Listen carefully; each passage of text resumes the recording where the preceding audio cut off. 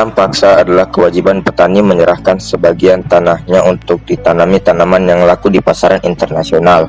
Saat itu, tanaman ekspor yang laku di Eropa antara lain tanaman teh, kopi, dan kakao, yang juga merupakan komoditas utama tanaman ekspor di Indonesia.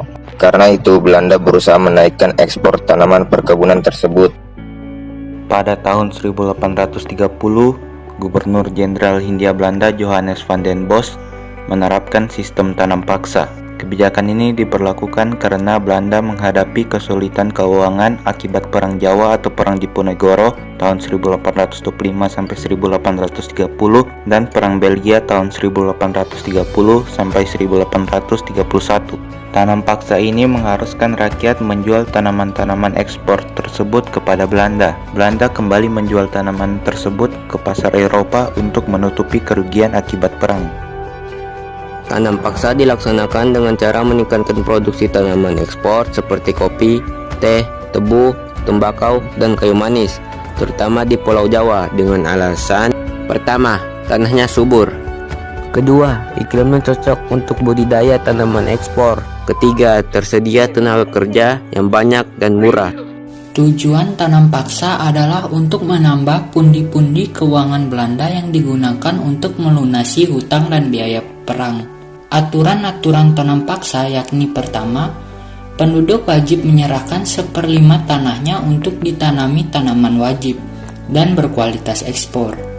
Kedua, tanah yang ditanami tanaman wajib bebas dari pajak tanah. Ketiga, waktu yang digunakan untuk pengerjaan tanaman wajib tidak melebihi waktu untuk menanam padi. Keempat, apabila harga tanaman wajib setelah dijual melebihi besarannya pajak tanah, kelebihannya dikembalikan kepada penduduk. Kelima, kegagalan panen tanaman wajib bukan kesalahan penduduk, melainkan menjadi tanggung jawab pemerintah Belanda. Keenam, penduduk dalam pekerjaan dipimpin penguasa pribumi, sedangkan pegawai Eropa menjadi pengawas, pemungut, dan pengangkut. Ketujuh, penduduk yang tidak memiliki tanah harus melakukan kerja wajib selama 66 hari dan mendapatkan upah. Peraturan ini terlihat tidak terlalu memberatkan rakyat. Namun, kenyataan dalam penerapan sistem tanam paksa justru sangat memberatkan rakyat karena adanya ketentuan yang dilanggar oleh pegawai Belanda maupun rakyat pribumi. Penyimpangan-penyimpangan dalam sistem tanam paksa yaitu: pertama, tanah yang digunakan untuk tanaman wajib mencapai 1/2 dari tanah, bahkan semua tanah rakyat. Kedua, kelebihan hasil panen tanaman wajib tidak pernah dibayarkan. Ketiga, waktu untuk kerja wajib melebihi dari 66 hari dan tanpa imbalan yang membadai. Keempat, tanah yang digunakan untuk tanaman wajib tetap dikenakan pajak. Tanam paksa memberi dampak negatif dan juga positif bagi Indonesia.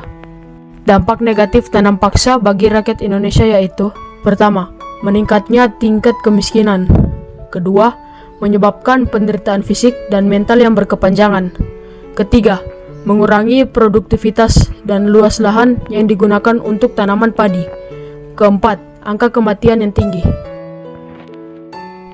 Dampak positif tanam paksa bagi rakyat Indonesia yaitu: pertama, dikenalnya tanaman produksi baru di Indonesia, seperti teh, kopi, kina, dan karet.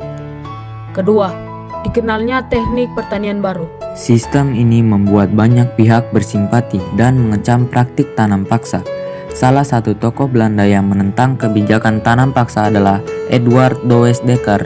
Dia menulis buku yang berjudul Max Havelaar tahun 1860. Dalam bukunya, Douwes Dekker menggunakan nama samaran yaitu Multatuli. Buku ini menceritakan masyarakat petani yang menderita akibat tekanan pejabat Belanda. Selain Douwes Dekker, ada juga beberapa tokoh Belanda yang menentang kebijakan tersebut, di antaranya Baron van Howell dan L. Vitalis.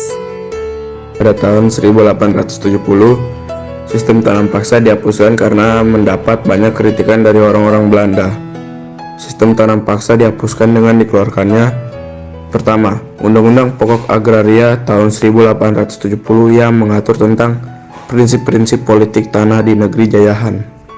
Kedua, undang-undang gula yang berisi larangan mengangkut tebu keluar dari Indonesia. Penderitaan rakyat Indonesia akibat kebijakan tanam paksa ini dapat dilihat dari jumlah angka kematian yang tinggi akibat kelaparan dan penyakit. Jumlah penduduk yang meninggal akibat sistem tanam paksa mencapai ratusan ribu orang karena mendapat kecaman dari warga Belanda sendiri. Akhirnya Belanda mengeluarkan Undang-Undang Agraria dan Undang-Undang Gula untuk menggantikan sistem tanam paksa. Beberapa tahun kemudian, Belanda menerapkan sistem balas budi yang merupakan awal kebangkitan bangsa Indonesia.